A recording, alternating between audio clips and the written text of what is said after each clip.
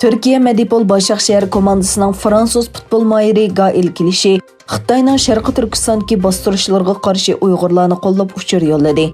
Kelishi Uyg'urlarga simol qilingan va qon yig'layotgan bir ayolning eg'izini Xitoy bayrog'ida bo'yalgan bir qo'l bilan to'sib olgan rasm orqali Uyg'urlarni qo'llaydiganligini bildirdi. Bundan burun Germaniyalik Türk futbolchi Mesut Özil bilan Turkiya Galatasaray komandasining Aljeriyalik futbolchisi Sofyan Fegoli Uyg'urlarni qo'llab uchur va rasm ham bahrilangan edi.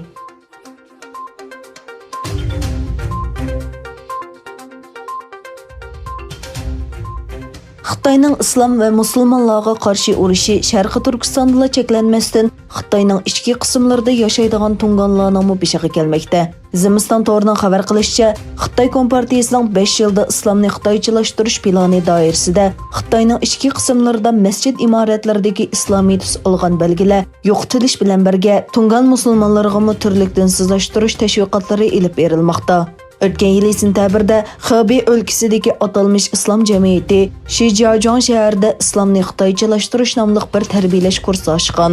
Buningga qatnashgan imom xatiblardan Xitoy Kompartiyasiga sodiq bo'lish, Xitoyni suyish, jamoatni Xitoyning siyosatlaridan xabardor qilish, Xitoy an'anaviy madaniyati va sotsializmning asosli prinsiplarini juma kunlari jamoatga anglatish qatorliqlar talab qilingan. Şunun bilan birga, bu yil aprelda Yunnan o'lkasining Dali shahridagi Janubiy Vulchang masjidi va 100 yillik Janubiy Quvuq masjidi qatorliqlarning qubba va hilal oy belgilari ilib etilgan. Ularning o'rniga sotsialistik tashviqot plakatlari va shuarlar chaplangan. Xitoy doiralari masjidlardagi qubba va hilal oy belgisi qatorliqlarni chet el ideyasining Xitoyga singib kirishi deb qarab yo'qotish obyekti qilmoqda.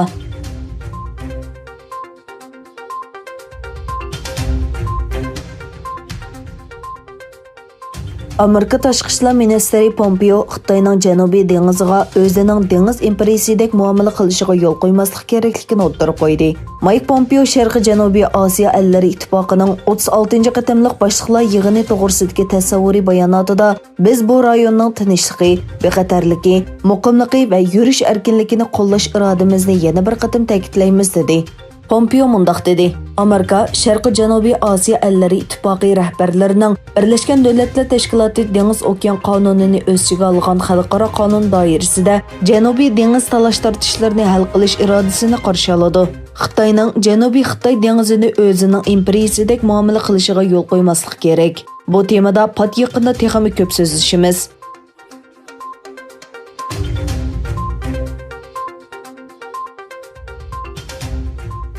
Xitoyning Hong Kong alayda ma'muriy rayonida yo'lga qo'ymoqchi bo'lgan davlat bexatarlik qonuniga qarshi unsiz namoyish o'tkazildi. Hong Kongda yuzlagan kishi bu qonunga qarshi turish uchun bir yerga jam bo'lib, unsiz namoyish o'tkazdi. Namoyishchilar soqchilar bilan birga unsiz holda Hong Kong rayoniga qarab yurdi. 25 yoshlik namoyishchi Asar o'zining davlat bexatarlik qonuniga qarshi turish uchun namoyishga qatnashganligini bildirdi. U mundaq dedi: "Bu eng oxirgi jang emas. Bu qonunga qarshi uzunga so'zilgan bir qarshilik bor. Xitoy poytaxti Beyjingda ichildigan va 3 kun davomlashadigan xalq qurultiyi doimiy komiteti bu qonunga qaror chiqaradigan bo'lib, bu oyning oxirida qabul qilinishi mo'ljallanmoqda."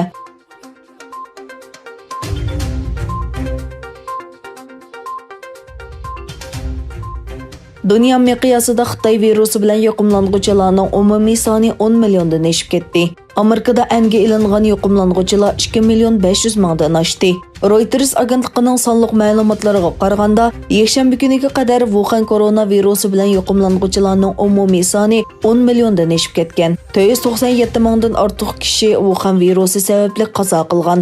Amerikadan qalsalar dunyo miqyosida Xitoy virusi eng ko'p ikkinchi davlat bo'lgan Braziliyada yaqinqi 24 soat ichida 38693 yangi yuqumlanuvchi bayqalgan bo'lib, 1109 kishi qazo qilgan.